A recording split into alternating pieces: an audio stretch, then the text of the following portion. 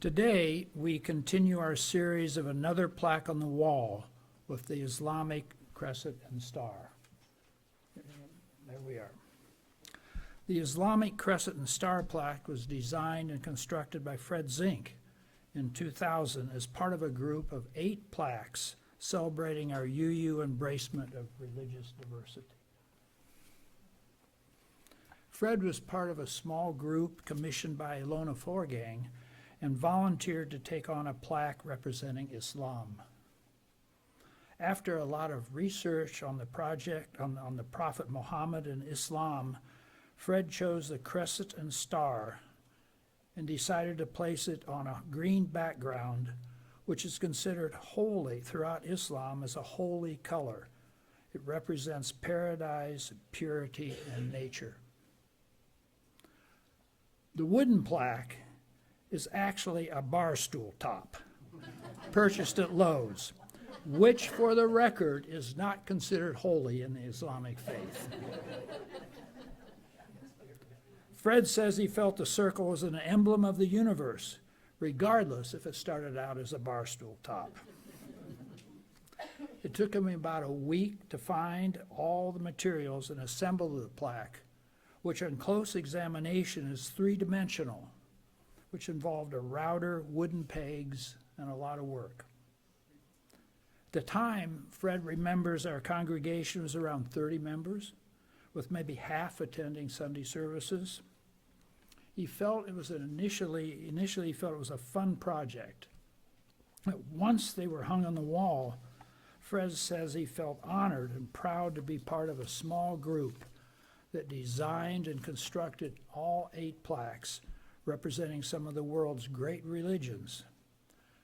They also honor our UU principles that regardless of your religious beliefs or faith, everyone is welcome.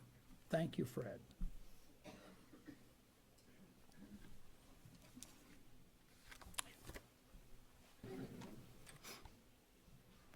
As Dave shared today, we continue our Another Plaque on the Wall series.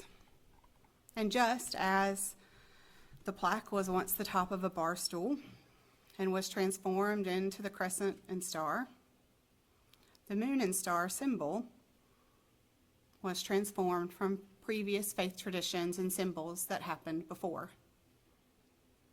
As is almost always the case, the symbols of most faith traditions existed before that tradition. The crescent and star of Islam predates Islam by thousands of years, originally thought to represent the ancient gods of the sun and the moon. Prior to the writing of the Quran, the crescent, moon, and star shapes were used to represent fertility and motherhood. In ancient Egypt, they were seen as symbols of Isis, the mother of the gods. She was the protector of motherhood of women and the healer goddess. The star and crescent as we know it today came from the flag of Constantinople, which was probably altered from the Byzantine flag. After Constantinople was conquered in battle by Ottoman soldiers, the Ottoman Sultan Mehmet II declared himself the Caesar of Rome. Osman, the founder of the Ottoman Empire, had a dream that a crescent moon was stretched across the whole sky, filling his entire line of sight. And he interpreted the dream to mean that his empire would spread throughout the whole world. And so he took the crescent and star, and eventually it was transformed into a 5-pointed star. The crescent and star as a symbol of imperial rule, and because the majority of the religion of the Ottoman Empire was Muslim, and there was no separation of church and state, the crescent and star became associated with Islam. As other Muslim majority countries would come to exist, they were encouraged to adopt the crescent and star as their symbols as well. But it's controversial. There are many Muslim scholars who say this symbol shouldn't be representing their faith.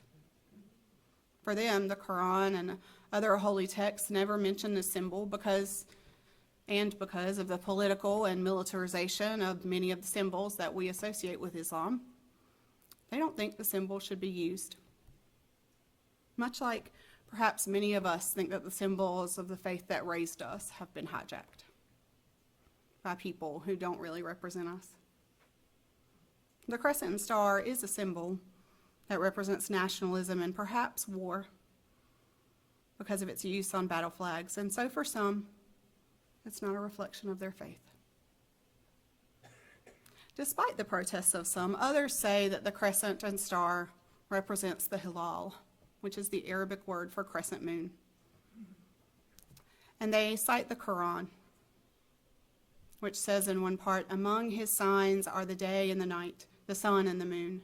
Do not prostrate to the sun or the moon, but prostrate to Allah, who created them all." The crescent represents the new moon, which determines a new month beginning for them, including the crescent moon marking the beginning and the end of Ramadan. And the star represents the 5 pillars of Islam, which are a declaration of faith, prayer, compulsory giving, which we'll do later, fasting, and pilgrimage. The moon will be a crescent tonight, too. Beginning this evening and going into tomorrow, Muslims in many parts of the world will celebrate Lailat al Miraj. This is a celebration of the Prophet Muhammad's journey from Mecca to Jerusalem and ultimately his ascension to a heavenly home. The night's journey, as it's called in English, recalls a dark time in the Prophet's life. He had just made it through the most difficult year of his life when his wife died and his uncle, who had been his greatest supporter and ally, also died. He was grieving deeply. And then one of the cities where he had traveled sent their children out to stone him and rejected his message. And so in the midst of his despair, the prophet was sleeping in Mecca when he said that the roof of the house he was in opened and he awakened. The angel Gabriel stood before him and took him to a winged horse. He rode the horse as it carried him on a journey with several stops along the way, starting with Medina in Saudi Arabia. This was the first capital of Islam in history. Next, he traveled to Mount Sinai, where the commandments were revealed, then to Bethlehem, where Jesus was born, then to the grave of the prophet Musa, and finally to Jerusalem, where he found his way into the temple, and 124,000 prophets waited. He led them all in prayer. After he led them in prayer, the story goes that the prophet ascended into heaven. Tonight, some Muslims will celebrate this journey being done in one night. The shortest distance by air between Mecca and Jerusalem is 770 miles. And so to travel this distance in one night, especially during the time that the prophet lived, was definitely a miracle. Even today, it's a 7-hour flight by airplane. Many Palestinians and Muslims right now cannot fulfill that pilgrimage pillar because of the wars. They've been displaced from their homes, and a literal pilgrimage to Jerusalem or Medina or Mecca is not possible. And if it were, so much has been destroyed, it will never be the same.